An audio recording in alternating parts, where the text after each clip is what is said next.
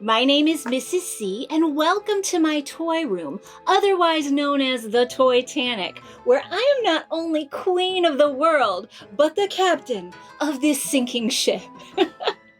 Today, I want to talk to you about my vintage toy collection.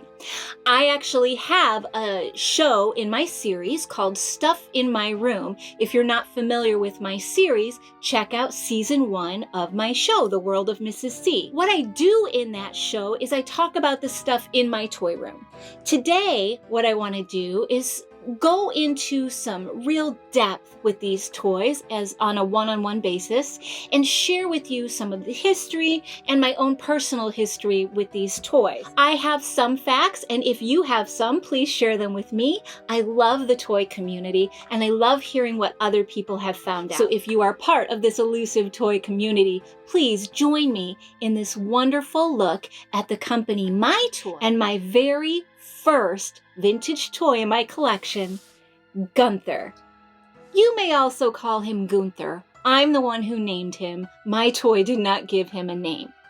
Now, when I went to do my research on the My Toy company, I was shocked that there was little to no information to be found on this company while scouring the internet.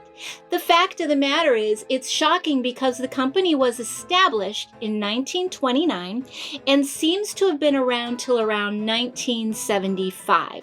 Now, with that big of a span, you'd think there would be plenty of information to be found, but I could not find a picture of the company or the founders' names or anything like that. So if you are privy to this information, please feel free to share it with me. What I did find out was very little. They were in Brooklyn, New York, and they had 2 different addresses, but both were based in Brooklyn, New York, the entirety of the company. They made stuffed toys, puppets, these rubber face plush, which I love, and I think a few little electronic gadgety toys as well. But this is what I know My Toy for, and I'm excited to share with you today about my connection with My Toy. We'll talk about Gunther specifically in a moment, but I want to share with you the very few other My Toys that I have.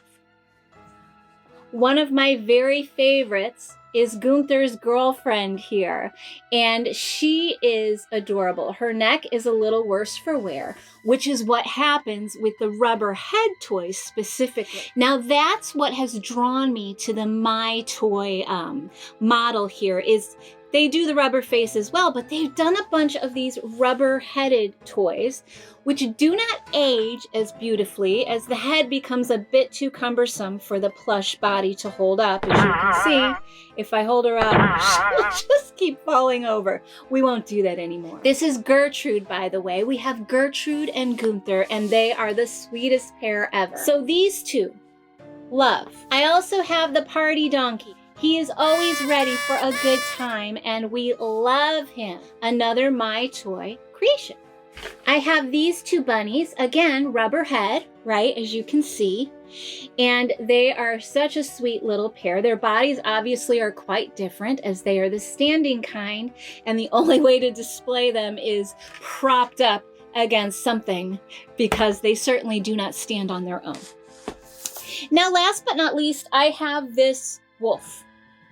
Yes, I say wolf, and my family makes fun of me for it, but I will always say wolf. That's what I call them, okay? I've seen him described on eBay or other listing places as a Rushton, and I do not believe he's a Rushton. Some call him Rushton-like, all right? From what I can tell, he's actually a My Toy, and I'm going to tell you one of the ways I can tell in a moment. Another company, and there are many, that has done toys in the market for this rubber face or rubber head look is Gloria Toy Company. Now, the interesting thing about Gloria Toys, I found 0 things about their company, which is, yeah, you guessed it, it's less than My Toy. But why I like Gloria is they look identical to the My Toy type. So here are my 2 Gloria stuffed animals, and as you can see, I'll bring the donkey in here. I mean, they all look very, very alike and very similar. There was nothing to be found on the Gloria Toy Company.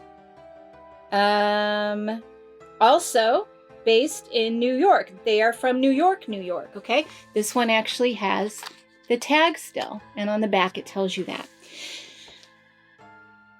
What I've been able to tell with my own two little eyes is that a good way to discern between what is a My Toy plush and a Gloria toy, at the very least, is on the My Toys. The bottom, when you turn it upside down, has almost like this triangular shape, okay? On the Gloria toys, the butt is actually a butt. It's like rounded and have the little mounds at the top. So there's quite the difference, as you can see, because there aren't always markings on these toys. As a matter of fact, there's like nothing. You really can't always tell. Sometimes they're markings, sometimes they're not. But they're darling, and I do love to know what I have because I do care a great deal about the history of them. There were many Japanese toy companies that made so many different rubber face or rubber-headed plush toys that you can find that have no markings at all. So it is kind of a tough market sometimes. So you try to look for clues as to what category you think that they fall into. But like I said, Rushton has really cornered the market, and they are by far the most sought after and the most popular. Now, I did used to have quite a few Rushtons, and I sold them over the years because I would prefer to have the money at that point in time versus the Rushton. And they sell for a nice amount of money online. Now, I love them, and there are a few that I want to reacquire. But I do it with my own personal toy collection. Sometimes I will sell something I know that it has value that I'm not particularly emotionally attached to. Just because something has monetary value doesn't always make it a hit with me. I really like to have a connection with something, and that makes it more valuable for myself.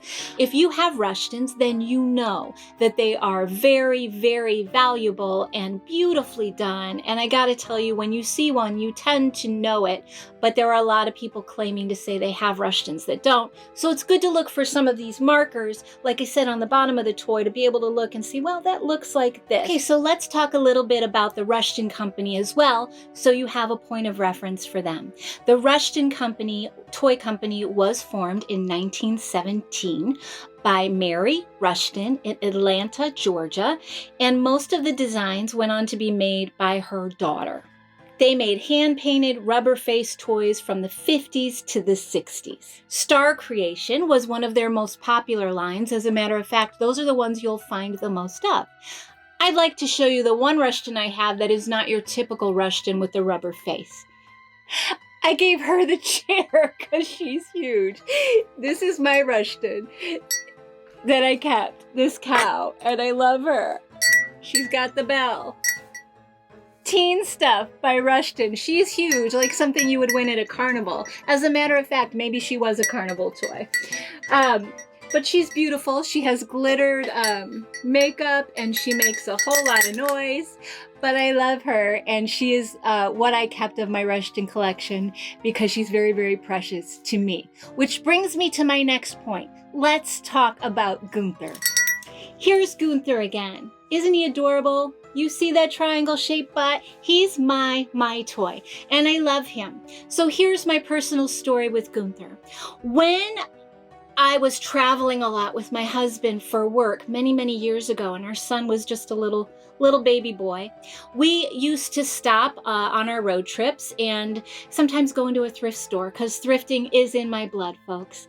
And we were in this one particular store in Ohio, and they had Gunther. I saw him, and immediately my heart started beating faster.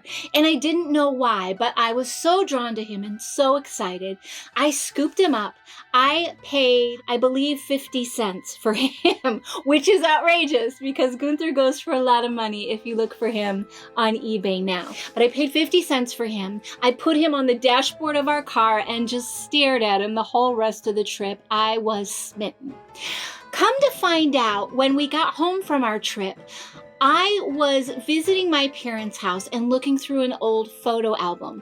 And in that old photo album was a picture of my sisters when they were younger with their Easter baskets. And in their Easter baskets, who was in there? Gunther. Now, there is quite an age difference between me and my sisters. I was the oops baby. And when I look at these pictures, I think, well, I never saw Gunther for myself or had that experience with my sisters, but I remember looking at the picture. I was so drawn to the images and the way things looked in the 60s, and obviously a big fan of the 70s era. So, I realized when I saw Gunther that I had this connection from this image I saw as a child of my sisters with their toys, their stuffed bunny and their baskets. And it made me so happy to think that my memories stored that up so that I could have him later in life. And he would be my number one favorite toy and the absolute most important one to me. Do you have a story like this? Is there a toy that you have this connection to, and it's because it was one from your youth, or maybe something that was really precious to you at some point in time in life? I would love to hear all about it if you want to leave me a comment down below. I'd be really grateful to hear your stories as well. So this is not all about me and my dumb story.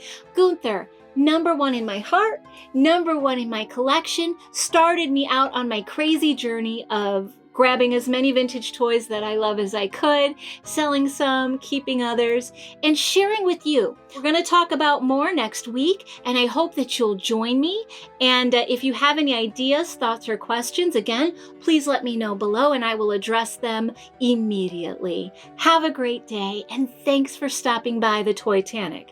This is your captain saying you may now depart the ship. Have a great day.